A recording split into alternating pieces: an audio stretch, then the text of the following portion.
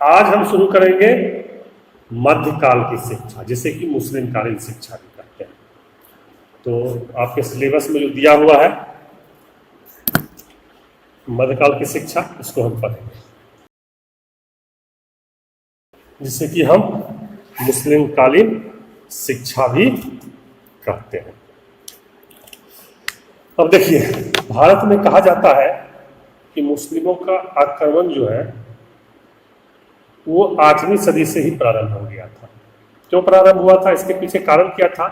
यहाँ की संपत्ति, वो यहाँ की संपत्ति को लूट करके ले जाते थे। वो आते थे, आक्रमण करते थे, संपत्ति लूटते थे, चले जाते थे। इस सिलसिला प्रारंभ हुआ 8वीं सदी से।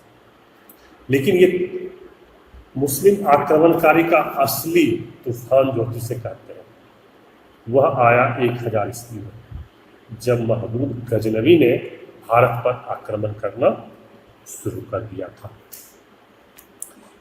महमूद गजनवी 1000 से 1026 ईस्वी के बीच भारत पर 17 बार आक्रमण किया।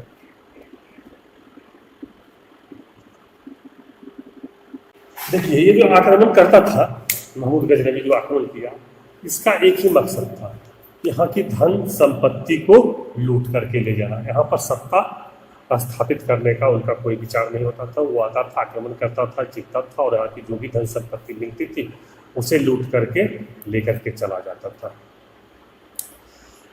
महमूद गजनवी के समय में के पश्चात 1192 ईस्वी में मोहम्मद गोरी भारत पर आक्रमण किया था, और उसने भारत के अंतिम सम्राट पृथ्वीराज चौहान को हराकर भारत पर मुस्लिम शासन की स्थापना की थी। कब की थी? 1192 ईस्वी में।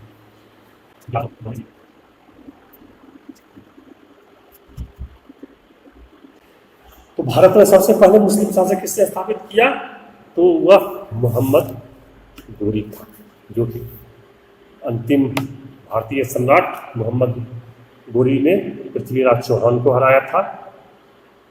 उसके बाद भारत पर मुस्लिम शासन की स्थापना की थी।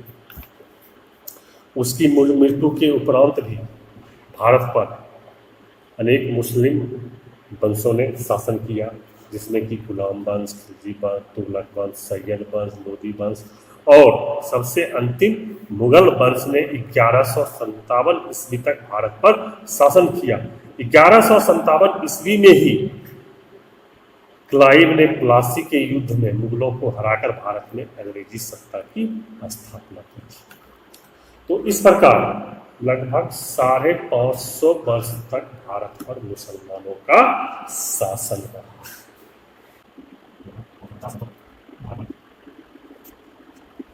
550 वर्षों तक मुसलमानों ने भारत पर शासन किया, और ये शासन के दौरान कि उन्होंने एक नवीन शिक्षा प्रणाली का भी सूत्रपात किया।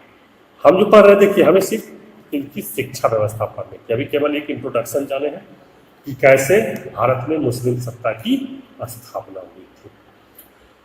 तो इस 550 सालों में जब मुस्लिम अधिपत्य रहा, तो इसने शिक्षा का एक नवीन प्रणाली का विकास किया, जिससे मध्यकालीन या मुस्लिम कालीन शिक्षा पद्धति कहा जाता था।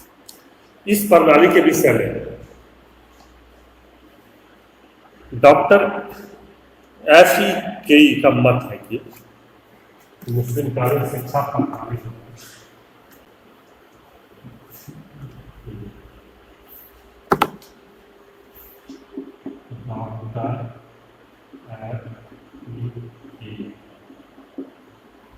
मुस्लिम कालीन शिक्षा पद्धति के बारे में कहा कि मुस्लिम शिक्षा एक विदेशी शिक्षा प्रणाली है। शिक्षा को उन्होंने कहा, क्या कहा? यह एक विदेशी शिक्षा प्रणाली है, और जिसका कि भारत में प्रतिरूपण किया गया। प्रतिरूपण किया गया से क्या मतलब है? यहाँ पहले दूसरी शिक्षा पद्धतियां चल रही थी, उसके ऊपर आकर उन्होंने अपनी अलग एक विदेशी शिक्षा प्रणाली को रख दिया, तो प्रतिरोपण किया गया। प्रतिरोपण किया जो ब्राह्मणीय शिक्षा से कोई संबंध नहीं रखता था।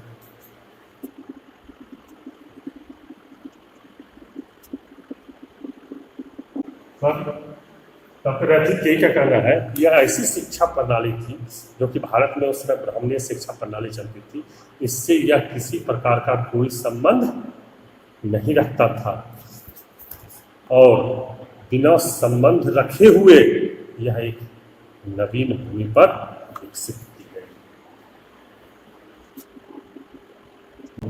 देखें कि ये शिक्षा प्रणाली के बारे में डॉक्टर रैथी के जो प्रसिद्ध इतिहासकार है, उन्होंने कहा है ये शिक्षा प्रणाली एक पूर्णतः विदेशी शिक्षा प्रणाली थी और इसको प्रतिरोपण एक नए जगह भारत में किया गया और यहाँ की जो वर्तमान उस समय की शिक्षा प्रणाली ब्राह्मणीय शिक्षा प्रणाली चलती थी उससे इसने कोई संबंध नहीं रखा और यहाँ उन्होंने एक नवीन भूमि पर इस शिक्षा प्रणाली को विकसित किया। चलिए, ये था एक इंट्रोडक्शन मुस्लिम कालीन शिक्षा का। अब आते हैं हम इसके शिक्षा के उद्देश्य एवं आदर्श। मुस्लिम कालीन शिक्षा के उद्देश्य एवं आदर्श, देखिए इसका बहुत सारे उद्देश्य एवं आदर्श थे, अलग अलग पॉइंट में विभाजित है। इसको हम पॉइंट वाइज अलग अलग पढ़ेंगे। तो सबसे पहला जो पॉइंट है वह है इस्लाम का प्रसार।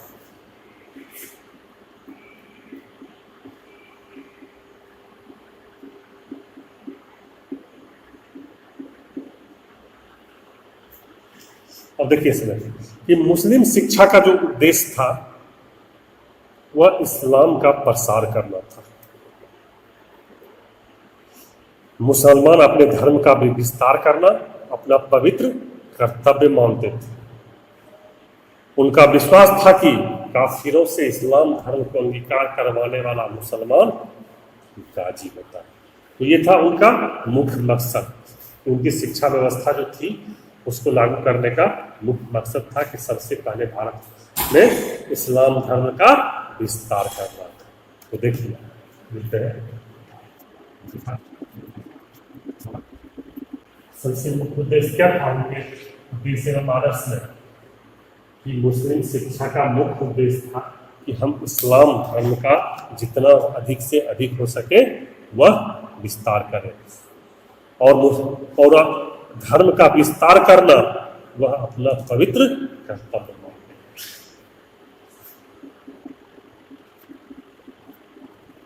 हैं। क्या पवित्र कर्तव्य लगता था कि जितना हम अधिक से अधिक इस्लाम धर्म का भारत में विस्तार कर सके उसी को वह अपना कर्तव्य मानता था और वह विश्वास करता था कि काफिरों से इस्लाम धर्म को अंगीकार करवाने वाला मुसलमान गाजी होता था। तो काफिर किसे कहता था कि गैर मुस्लिमों को, जो भी गैर मुस्लिम थे उसे वह काफिर कहता था।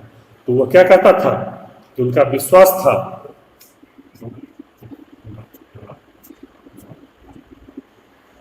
तो क्या कहते थे कि काफिर जो कि कहा गया कि गैर मुस्लिमों को, जो भी मुसलमान उस समय के थे इस्लाम धर्म को मानने वाले, वह इस्लाम धर्म अभी अंगीकार करवा देता था तो उससे उस समय गाजी की उपाधि दी जाती थी।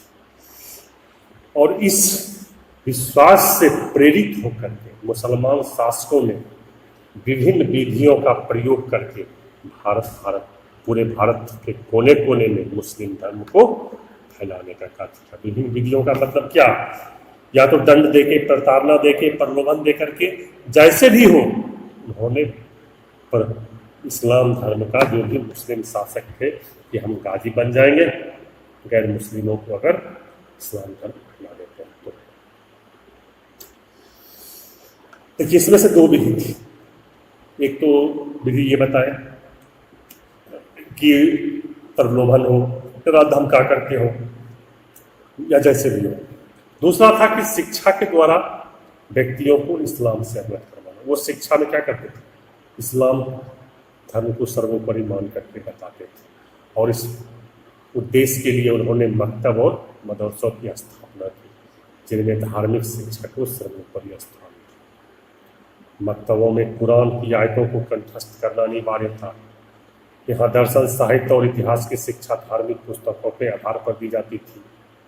अतः जैसा डॉक्टर यूसुफसन ने लिखा है, मुस्लिम शिक्षा प्राप्त करने वाले व्यक्ति धर्म की पृष्ठभूमि में बोलते और विचार करते। तो ये था उनका पहला पॉइंट मुस्लिम शिक्षा के उद्देश्य एवं आदर्श का, कि इस्लाम धर्म का प्रचार प्रसार करना है किसी भी प्रकार से। अब इसके अगले पॉइंट को हम अगले क्लास में पढ़ेंगे। धन्यवाद।